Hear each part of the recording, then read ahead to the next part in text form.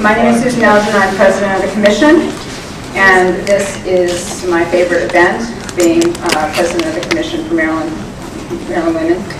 I'd like to acknowledge the other commissioners that are here.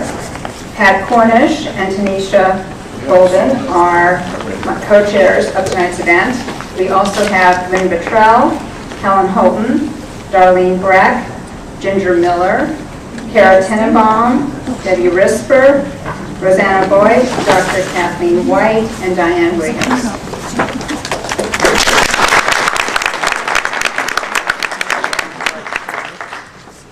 Now, we have a bit of a problem. We co-host this event with the Women Legislature of Maryland, but many of them, some of them are here, many of them are in voting session. So we're going to go ahead with the event, and as more come in here, then we're going to introduce all the dignitaries, because that way we can do it all at one time rather than interrupting the program.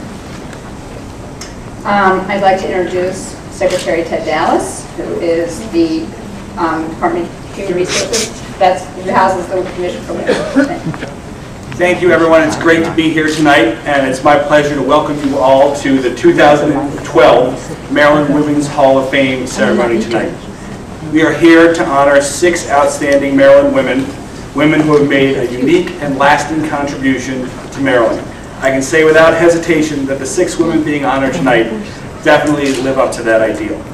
The honorees are from very diverse fields. When you consider one of tonight's honorees lived in Bangladesh and Peru while working for the University of Maryland, helping undernourished children.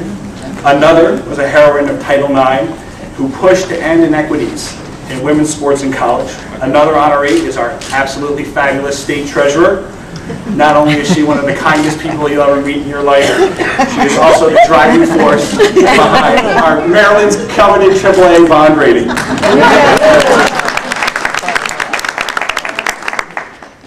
She is unfortunately the only woman holding constitutional office in Maryland right now. I'm sure her example will change that in the near future.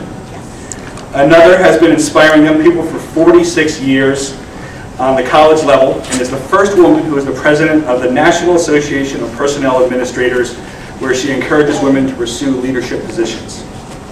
Another of our honorees is an entrepreneur and a community activist, like our president, who had created an arts-based program that empowers young women to become the leaders of tomorrow.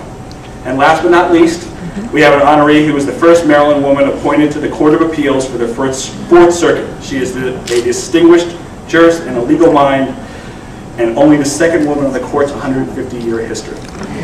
Go for it. While many people welcome, you're going to hear about many of these folks in greater detail tonight, but I wanted to thank one of them personally. Judge Motz, I just met you about 10 minutes ago for the first time, but I wanted to thank you. When I first got here, I didn't know many people in state government. And while many people welcomed me, your daughter Cassie went out of her way to be kind to a new person from Pennsylvania, and I'll never forget it. I am proud to call her a colleague and a friend, and I have no doubt that one day you will be doing the introductory speech for Cassie as she joins you in the hall. So next, I was supposed to call up Delegate Lee to give her a proclamation. She's not here, but except for Senator,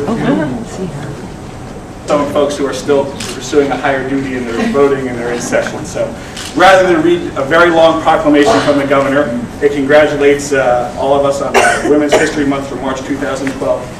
And I hope you'll accept it on Delegate Lee's behalf.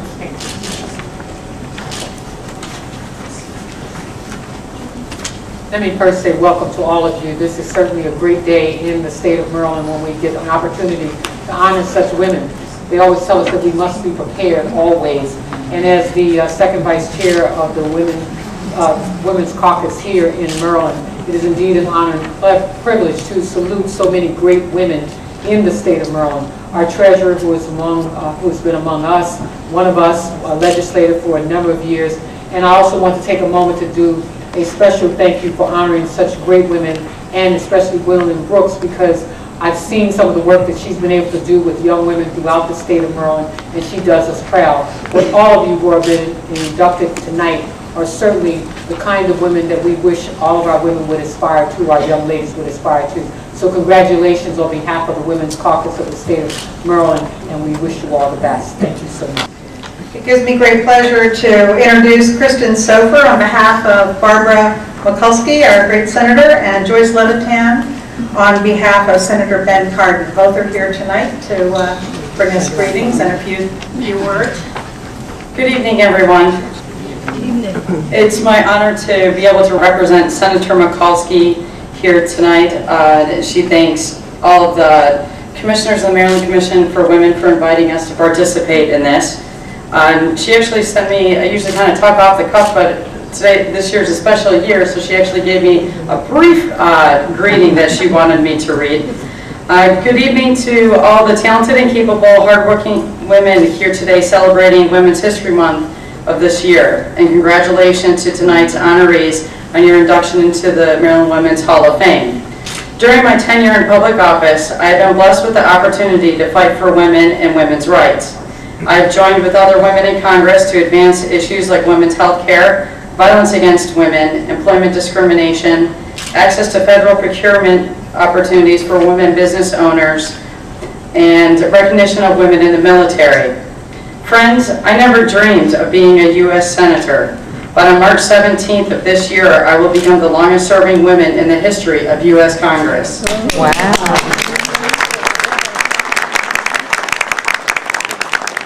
I cannot tell you how humbled I am by this turn of events.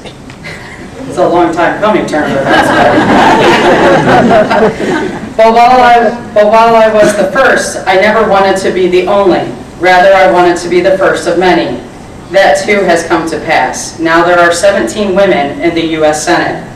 Before I came to the Senate, there had only been 15 women in the Senate of all of American history. I stand here today on their shoulders. Along the way, I learned a few principles that I'd like to share with you.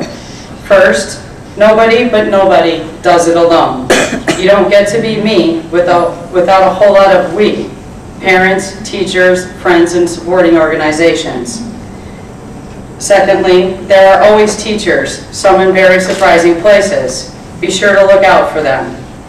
Third, roadblocks are just new geo-positioning systems to put you on a new road, which frequently turns out to be the right road. Fourth, everyone faces incredible hardship at some point. Do not let it deter you. Work to turn and defeat into victory. And finally, act to be of service and join with others for success. Create a zone of civility and disagree without being disagreeable. Know that each and every one of us can make a difference, but together we can make a change. Sincerely, Barbara Mikulski, and again, congratulations to all the honorees tonight. Senator Cardin is sorry he can't be here tonight to watch the 6 inductees being honored in their induction in the Hall of Fame, but I'm honored to be here to represent him. As those of you who know Senator Cardin from when he served here in Annapolis as Speaker of the House of Delegates, he has a long history of working hard to expand the rights of women. Since he was elected to the United States Senate in 2006, he has continued to elevate the needs of women and families with a focus on access to health care, financial security, education and job training, and the protection of a woman's fundamental right of privacy and reproductive freedoms. Through his work on civil rights, he has championed equal protections under the law for women and men, and has sought to break down the invisible barriers that have been put in place to stop women from obtaining equal pay and equal advancement. We are proud of his accomplishments, and he is proud of what the women we are honoring tonight have accomplished. Congratulations. Hi, everyone. Can everyone hear me? Yes. Glad to be here tonight. I can't hear you. Yes. My ears are clogged. I'm getting over cold, so I need to hear some cheering going on tonight. I was a former cheerleader, and I like to hear the crowd respond. So, are we glad to be here tonight? Yes. Thank you. At this time, I'd love to introduce and thank the selection committee for taking the time out to read many applications that came forward. And their task, including mine, was not easy.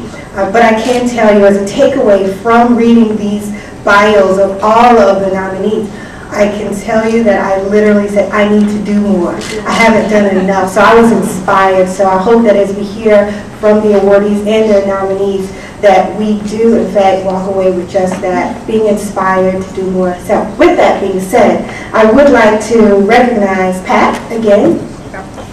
Pat Cornish. Senator Jenny Forehand, I think she's here tonight. She's handing out. Just got that memo. There you go, little chuckle.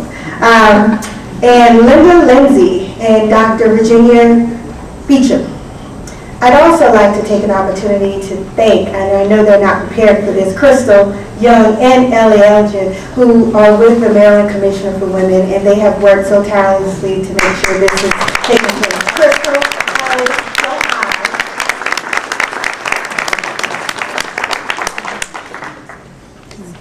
And I am just also given a memo that Delegate Lee has entered the room, and she may like to say a few words.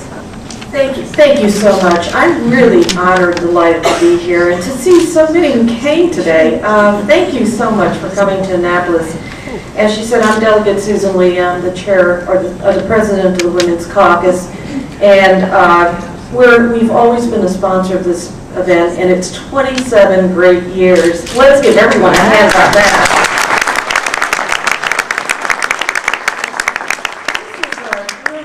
Opportunity for us to be able to honor some of our most outstanding women in our state for their extraordinary achievements and what they've given to our state of Maryland, but also our country. And I'm really particularly proud to be able to honor Treasurer Nancy Kopp because she used to be in the House of Delegates where she served with enormous distinction, and I'm really glad because I succeeded her in the House of Delegates, and I wouldn't be here but for Treasurer Nancy Kopp. So I'm really honored to be here, and that she is being honored because she embodies everything that is really wonderful about public service. She's my hero and a real great leader for Maryland. The Women's Caucus, as you know, was founded in 1972. We're still 58 strong, and we comprise about a third of the legislature. And I see some of the former members here too, and it makes me proud to see them there. We've had a very good track record of passing very good bills to empower women, children, and families. And we passed a lot last year, and we're continuing to build on the gains and the momentums that we made last year. And we hope to still be an advocate for women, children, and families, but particularly women. And despite facing a really tough year again this year, physically and economically, we're still going to fight to make sure that no one falls through the cracks, particularly our women and our children and our families. And I'd just like to say congratulations for everyone, but I want to tell you one thing. In addition to all the bills that we're supporting this year, things like empowerment and domestic violence and health disparities. We're also, again, supporting a bill to put a statute of American hero and Marylander Harriet Tubman in the United States Capitol. We have not backed down from that.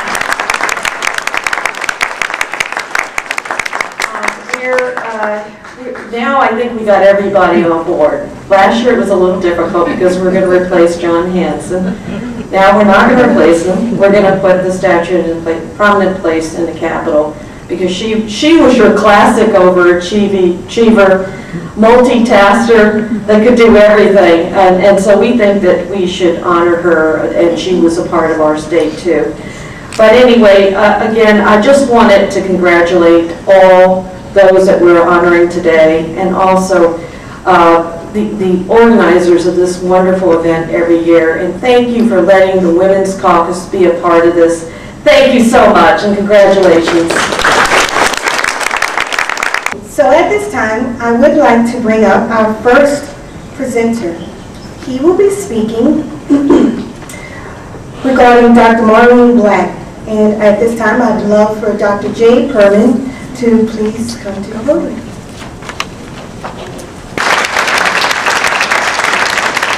Thank you, Ms. Bolden. It is my great privilege as president of the University of Maryland, Baltimore, to introduce one of our esteemed faculty members as she is inducted into the Maryland Women's Hall of Fame. Our youngest, most disadvantaged citizens have a tireless advocate in our state of Maryland, Dr. Maureen Black. She has dedicated her life's work to improving the nutritional care of women and children in need. And I can think of no one more deserving of this honor. And I applaud you for recognizing and affirming the scientific and public health contributions of this outstanding scientist and humanitarian by installing her in the Maryland Women's Hall of Fame. Ladies and gentlemen, Dr. Maureen Black.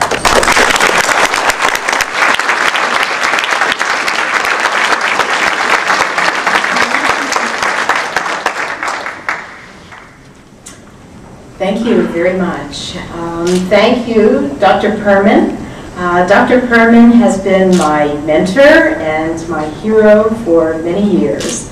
I certainly applaud the commitment that he has made as a pediatrician to the health and the well-being of children and families throughout Maryland. And also his leadership as the president of the University of Maryland, Baltimore, ensuring excellence in training and in service and in research.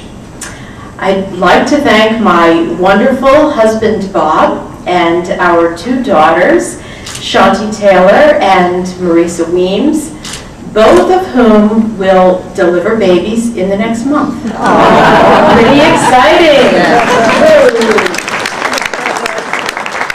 In this Women's History Month, I want to acknowledge two very important groups of women.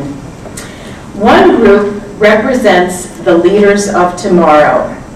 Like our daughters, these are the young women who assume professional roles, they balance career and family, and they strive to make our nation and the world a safer, friendlier place for all of us. I have the honor to work with many of these women at the University of Maryland in healthcare. And I can tell you that we are in for a treat. That these women are a strong force. They will lead us well, make us proud, and take care of us in our old age. There's another group of women that I'd like to talk about. These women are just as strong, but their opportunities are limited, often by their fate of being born into low-income circumstances with limited opportunities for education or professional advancement. These women are often beset by health disparities, and in the cycle of life, they become mothers of vulnerable children. As a pediatric psychologist, I work with many of these families in downtown Baltimore and globally. And I have learned by working with them that we tried both clinically and through our research efforts to develop strategies and programs and policies that enable women, regardless of their circumstances, to thrive and to enable their children to thrive and become happy and productive citizens. There are many, many commonalities between these two groups of women. They're quite striking. They're guided by their passion for children, their passion for life, and by their care of humanity. They're guided by wanting to have a better future. And so the challenge for us all is to marshal the enthusiasm and the strengths of these groups of women to make a happier, healthier life for all of us. So I leave you with a Chinese proverb, and that is, if you want to go fast, go alone. If you want to go far, look for colleagues, build a team, and go in unity. Thank you.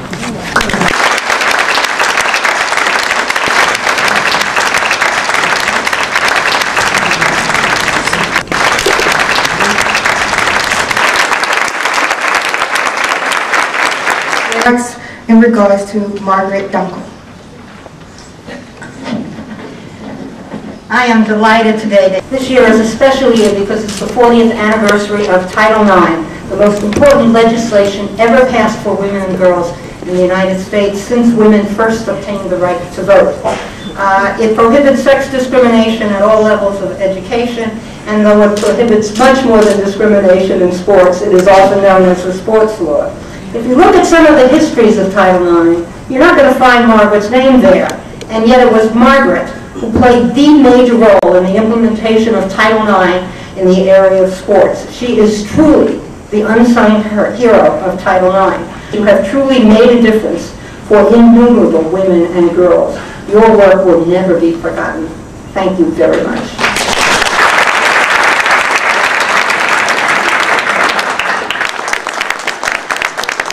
Thanks to you for shining a light on Title IX, athletics, and women's educational equity. This short little law has fundamentally changed us as a country and moved us to a better place where girls as well as boys can get the education they need to pursue their dreams and fulfill their potential. Oh, how things have changed. When I was at Calvert Senior High School, there were no varsity teams for the girls, just the boys. Home ec for girls, shop for boys. When no liberal, Richard Milhouse Nixon, signed Title IX into law in 1972, no one guessed that sports would very quickly become the engine of progress. Everyone thought the effect of Title IX would be to give women a fair shot at graduate and professional schools, the gateway to the best jobs. And of course, it did do just that. Before Title IX is the reason why today having a female doctor or lawyer or legislator is so ordinary, not a rare event or some wild exception. Before Title IX, sex discrimination in schools and colleges was the norm, overt, pervasive, perfectly legal. But it was sports that propelled Title IX to the front pages and into the hearts and minds of dads as well as moms seeking the best future for their daughter. Within days of its passage, I began working at the Association of American Colleges Project on Women with Money. We soon realized that the issue of strong, gifted women in sports would become a metaphor for a society with strong, gifted women in every aspect of the workplace and in life. As I dug into the issues, a stark picture of discrimination popped into focus.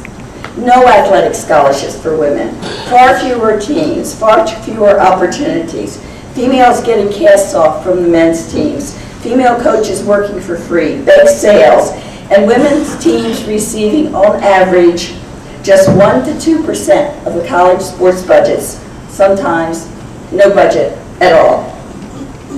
It is so different today. Is there anyone in this room who does not know a girl or a young woman who has played school or college sports and is the better for it? All of us know someone like that. You know, I was never quite convinced that Wonder Bread builds strong bodies in 8 ways. But athletics, that's another matter. Physically, sports promote oxygen flow that revs up the brain. Exercise builds strength, endurance, coordination. Just as importantly, psychologically, sports teach about excellence, about healthy competition, about teamwork, about leadership, about understanding the rules of the game, and winning and losing with grace. And it builds confidence that is honestly earned.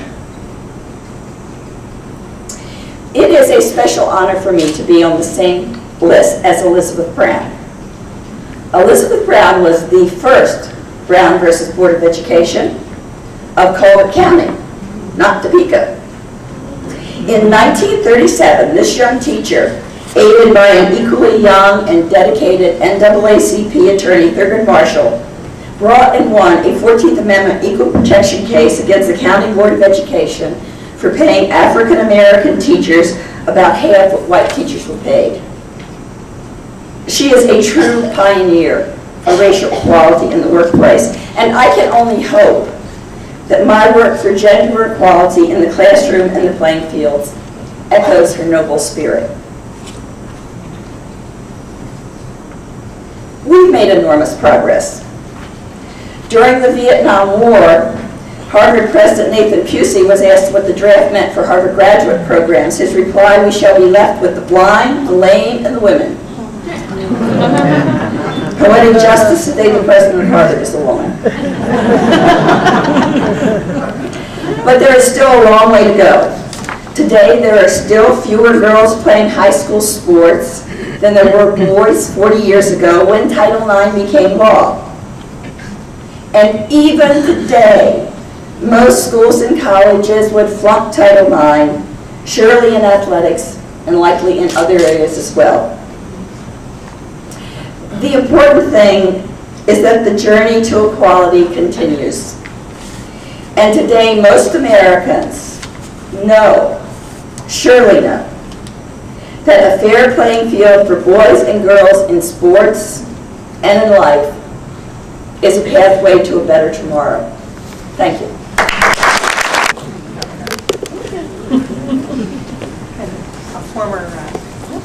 To Judge Diane Gregory Moss. Good evening.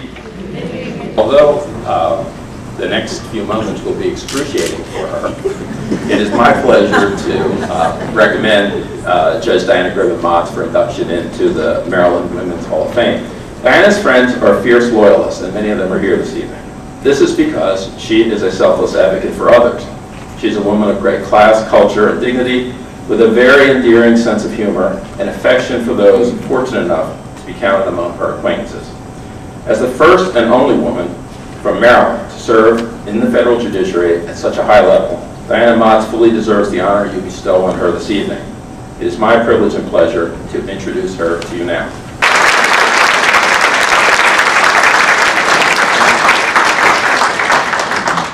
Judge Matriciani, thank you very much. You're right, I am totally and completely embarrassed. I don't think I deserve to be in the company of these very accomplished women, but I am certainly pleased and delighted to accept this honor. I always am a little worried about introductions because, and I'm particularly worried about those that want to summarize you in a single word.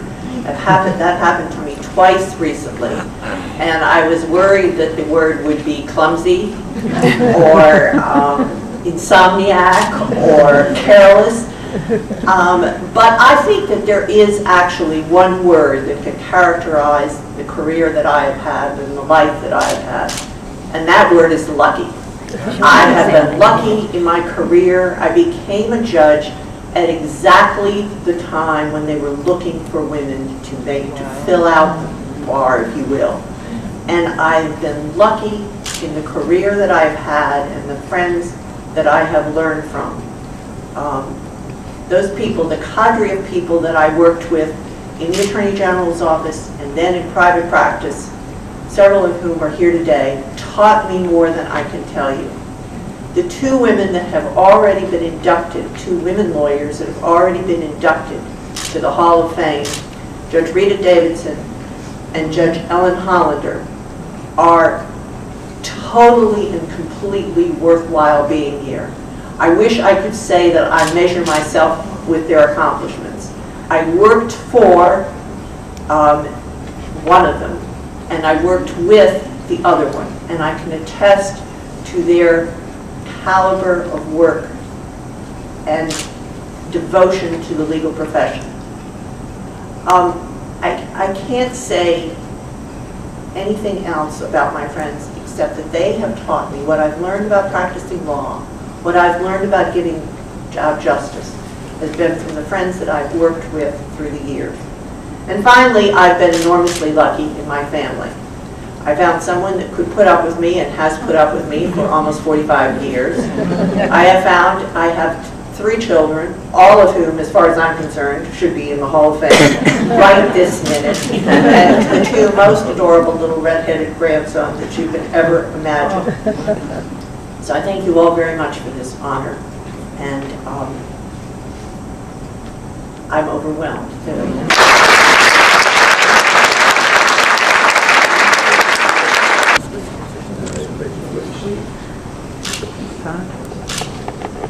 We'd like to ask Delegate John Carden to come forward at this time. Thank you very much, Pat. John, I just wanted to take a moment of personal privilege to say congratulations to all the winners. I had the unique opportunity to nominate Treasurer Nancy Kopp, who's about to be introduced. And I just wanted to say very quickly that in all of my years in public service, much shorter than many of you who are in the room, there are very few women I've encountered who are more deserving of this honor. Some of them are here in the room who I've nominated in the past. I actually have a pretty good track record, almost perfect. And I'm so excited to see some of my nominees who are also here. But it's not because I've been, I have any special influence. It's because the people that I've nominated are very, very well deserving of this award. Treasurer Kopp has acquired nothing but the utmost respect from the people whom she encounters. The Maryland Commission on Women requires that the awardees, quote, and this is from your webpage, contribute above and beyond the call of duty, end quote, in order to be inducted into the Hall of Fame. Well, Treasurer Kopp and her colleagues on the front seats have certainly satisfied this requirement. After 27 years serving as a state delegate, she's now making sure that we handle all of our finances in the utmost appropriate ways, and she is just an amazing person, and you're going to hear more about her in a moment. But for everything she does for me with the American Council of Young Political Leaders, and everything she does for all of us in the House delegates, whenever we call, she answers our calls, and she calls us back personally, immediately. She's an amazing person, and I'm so happy that one of my former colleagues, Delegate Petzel, is going to be able to introduce her. So congratulations to you, Treasurer Kopp, and to all of you folks. Thank you very much. We'd like to bring forward at this time Carol Petzel. It is indeed my great honor and certainly a pleasure and a privilege to introduce to you Treasurer Nancy Kopp. Dr. William Kerwin, Chancellor of the University of Maryland System, wrote, "As a state delegate, Nancy was a force for positive change." Regarding the financial aid task force which she chaired, he said, "The resulting report was a national model in terms of responsibility in financial aid, balancing need-based aid with merit-based aid."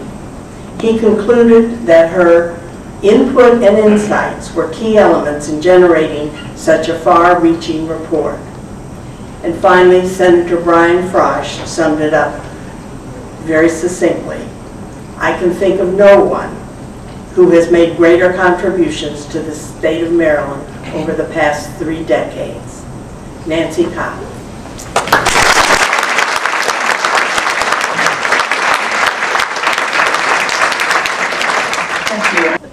I'm embarrassed. Let me just say that I could relate so well to what the judge just said, Diana Motz.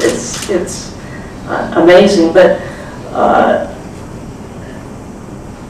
I had never expected to be here, and it's been an absolutely wonderful, wonderful trip. And standing here tonight has been extraordinary. I had some wonderful, what you call now mentors. I didn't know they were mentors, but models over the years, starting, of course, with a mother whom Carol might recall was much more a natural politician than I. In fact, the first time I ran for office, she had to take me by hand and walk door to door because I'm not that sociable a person that my mother was.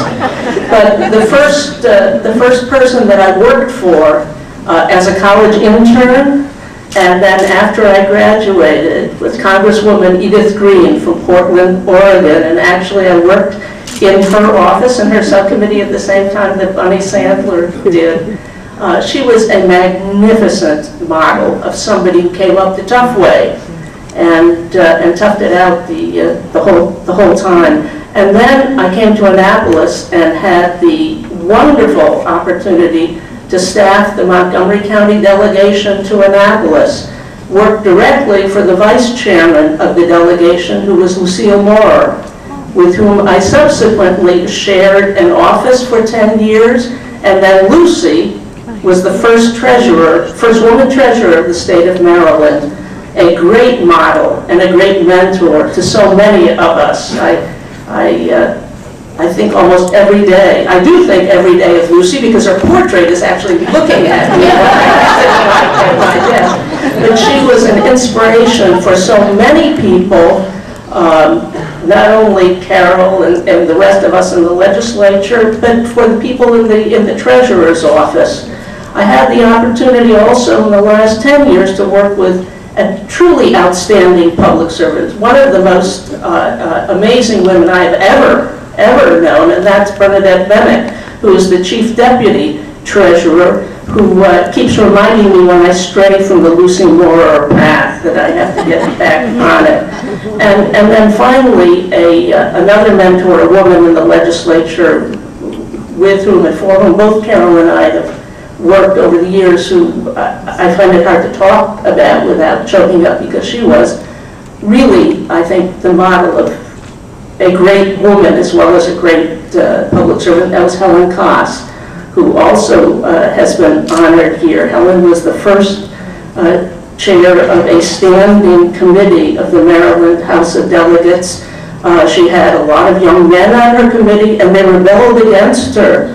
And Speaker Ben Cardin had to bring them in and bring her in and say, no, this is the chairman, and you're going to respect her as the chairman. They, of course, it's not a romance, but it turned out very nicely. They, of course, became her cheering section. And it was the most unified and most powerful committee at that time in the legislature, because she was a great leader, someone who I think of very, very often. So I just feel, as Diana said, lucky, blessed. I was in the right place at the right time. I have two other people that I have to introduce here.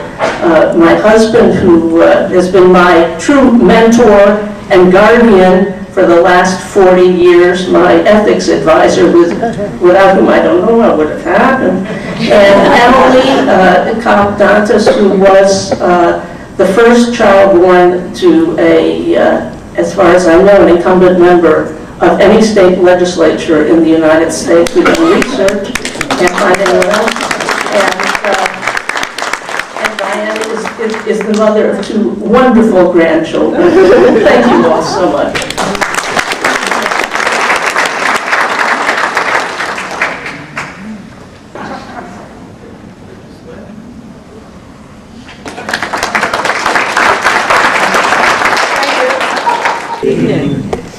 Author Diane Marie Child has said that a woman is full circle. Within her is the power to create, to nurture, to transform.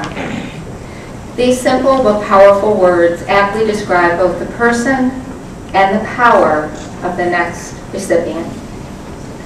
Dr. Alice R. Manicare's humble background is both a tribute to her indelible belief in the power of human persistence and the enduring benefits which are derived from those who provide consistent encouragement and support.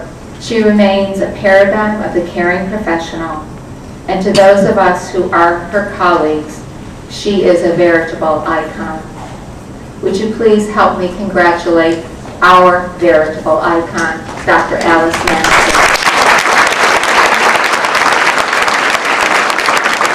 And I have achieved a lot of things in my life, but I just thought that was a better part of my job, is to do the work that would demand that.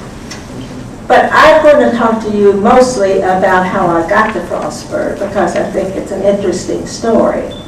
As you heard, I worked at Frostburg for 46 years, and I also came there when women did not have chief positions in universities and colleges.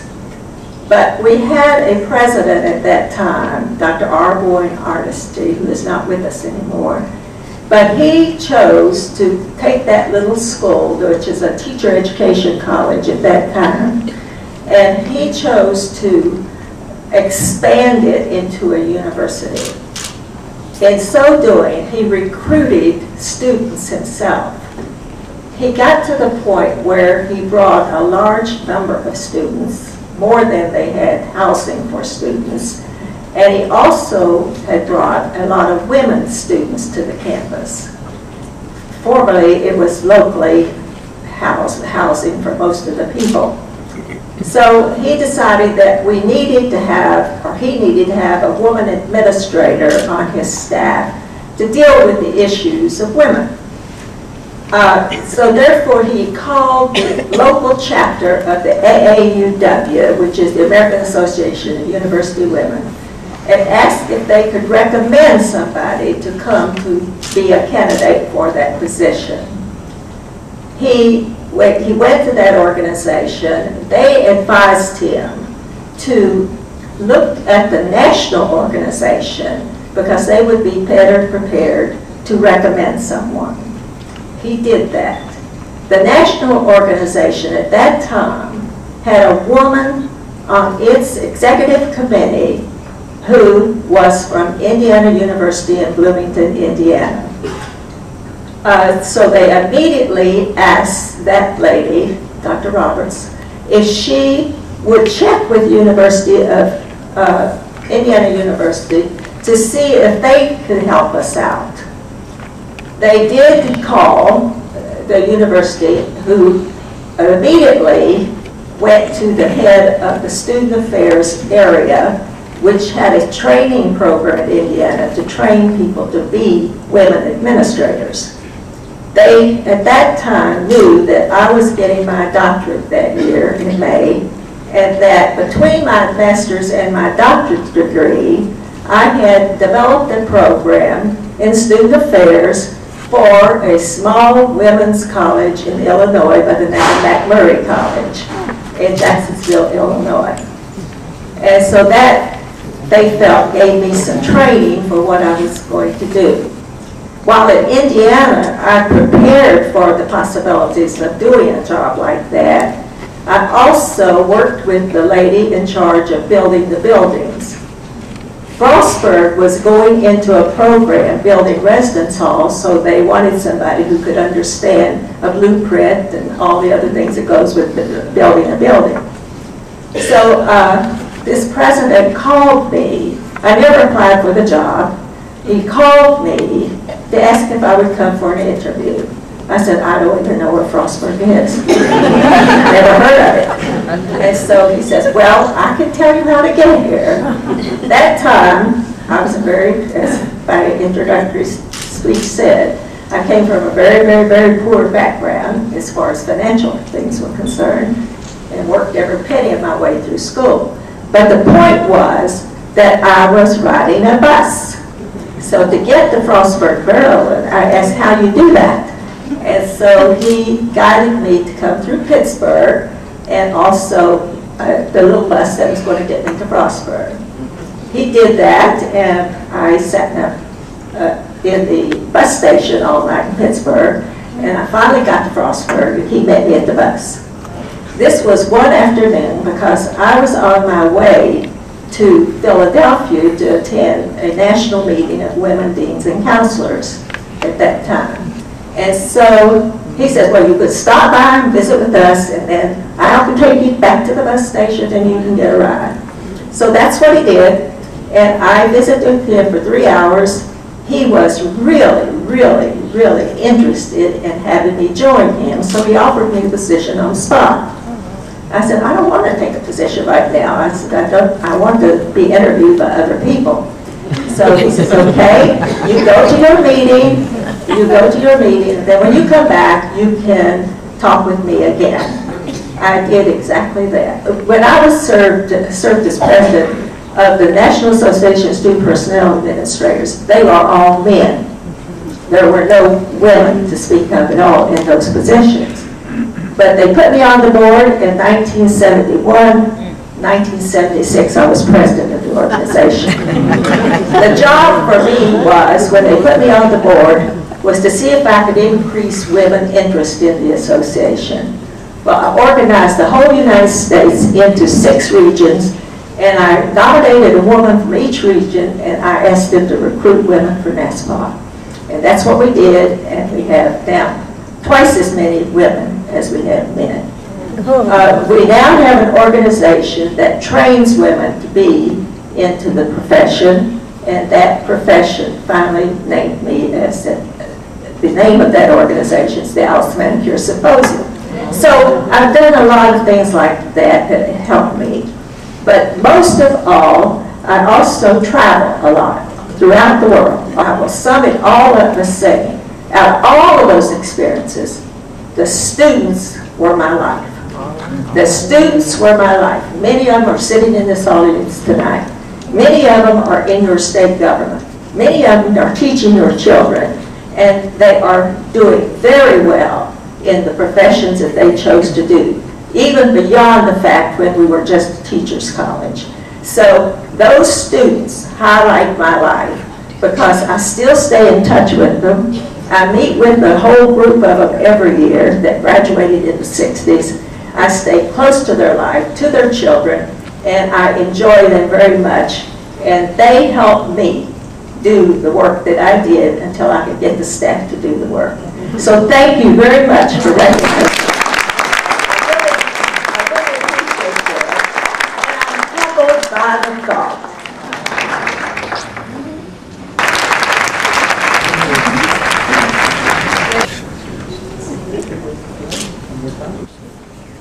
Good evening. Good evening. I am indeed honored to introduce my phenomenal friend and colleague, Gwendolyn Giles Brooks. When I was preparing her introduction, I made notes on Gwen, the wife, Gwen, the mother and grandmother, Gwen, the entrepreneur, Gwen, the educator and public school administrator, Gwen, civic leader, Gwen, the advocate for families and children, and Gwen, the phenomenal director of the After School Academy for Middle School Girls, sponsored by Family and Children's Services of Central Maryland. Great pride that I introduce my friend, my colleague, Gwendolyn Giles Brooks.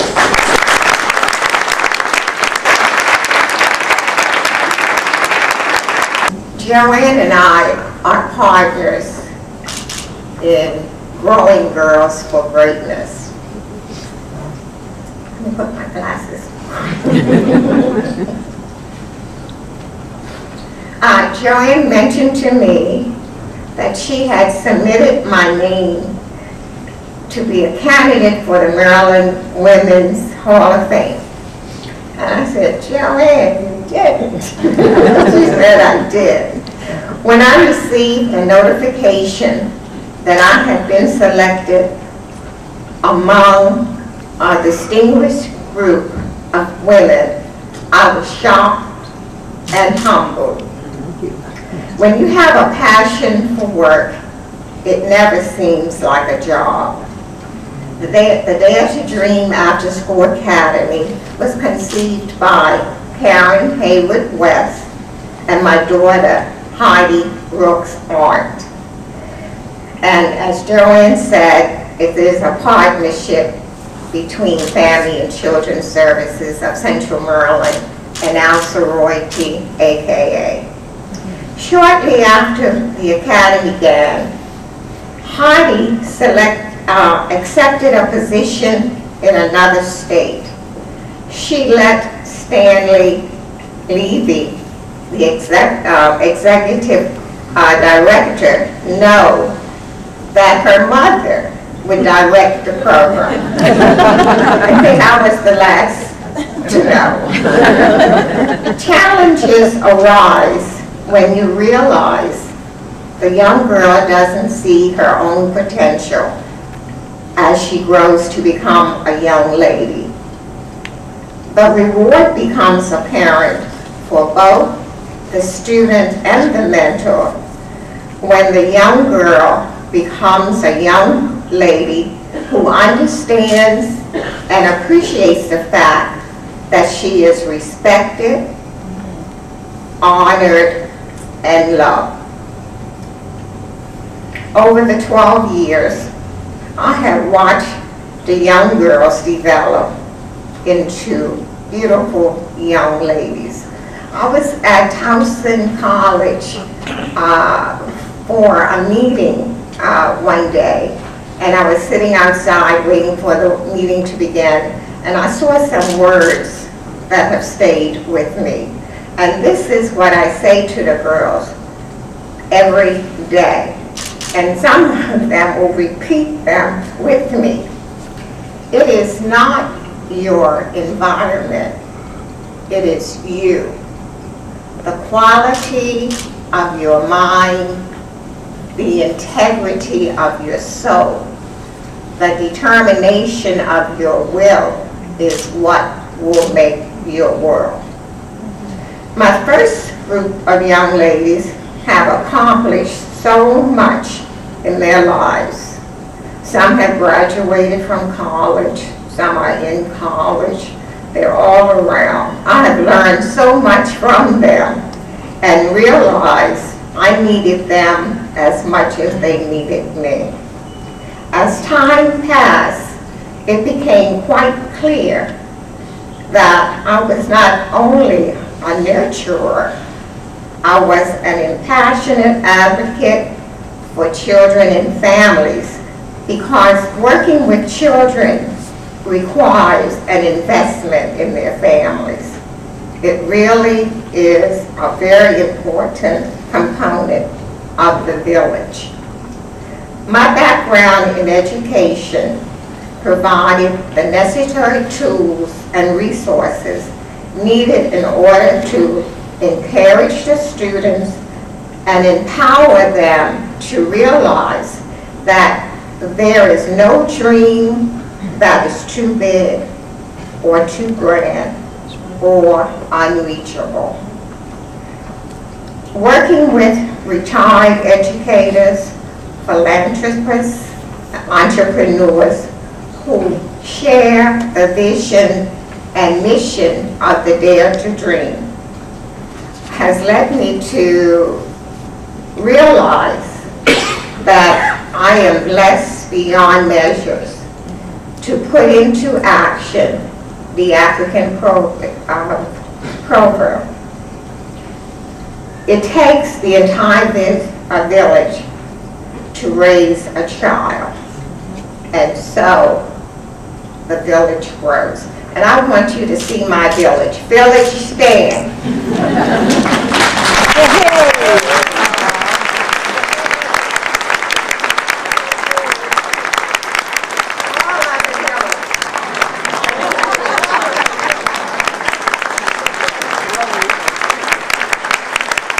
Thank you.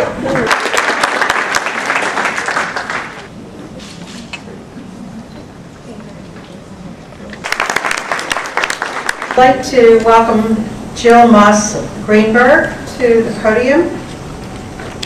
Jill is the Executive Director of the Maryland Women's Heritage Center. There is an enormous plaque that used to be housed at the Maryland Women's Law Center before the Maryland Women's Center. There is an enormous plaque that used to be housed at the Maryland Women's Law Center before the Maryland Women's Heritage Center came into being and found a place of its own. And it was moved from the Law Center over to the Maryland Heritage Museum. So this is the first time we've been able to actually present you with this plaque, Jill. This is the plaque for this year, which will now go on the larger one and will reside at the Maryland Women's Heritage Center.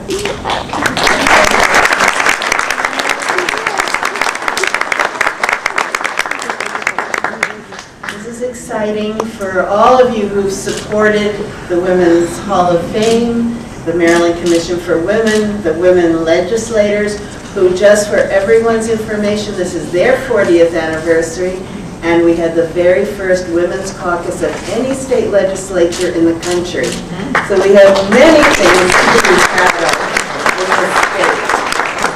And the Women's Heritage Center, the Maryland Women's Heritage Center, is the first of its kind, the comprehensive center to honor all the contributions of our foremothers, our sisters, our aunts, our grandmothers, and as well has the Maryland Women's Hall of Fame with these incredible people like the 6 that are inducted tonight.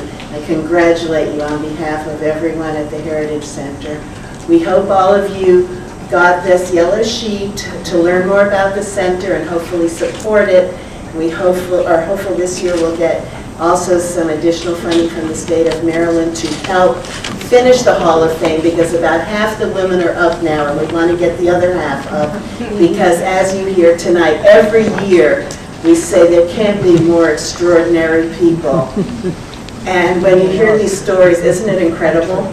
We thank all of you for being part of the village honoring Maryland women, and we hope you'll come visit the Heritage Center and become a supporter and continue to build the Hall of Fame. Because I'd like to recognize the dignitaries that are with us tonight, and I can do the judicial branch pretty well, but the legislative branch I'm going to need some help with. I'd like to acknowledge District Judge Ellen Hollander. I saw that she was here, and Magistrate Judge Susan Bobby.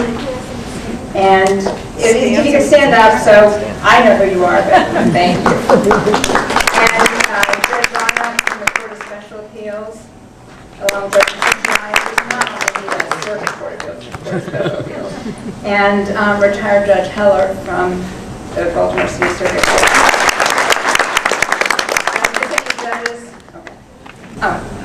Well, Fred Motz as well, retired from the Circuit Court. I'd like to acknowledge members of the Women's Caucus, but also our Executive Director, Marshall Weiss. Can you stand up? She runs the whole Women's Caucus.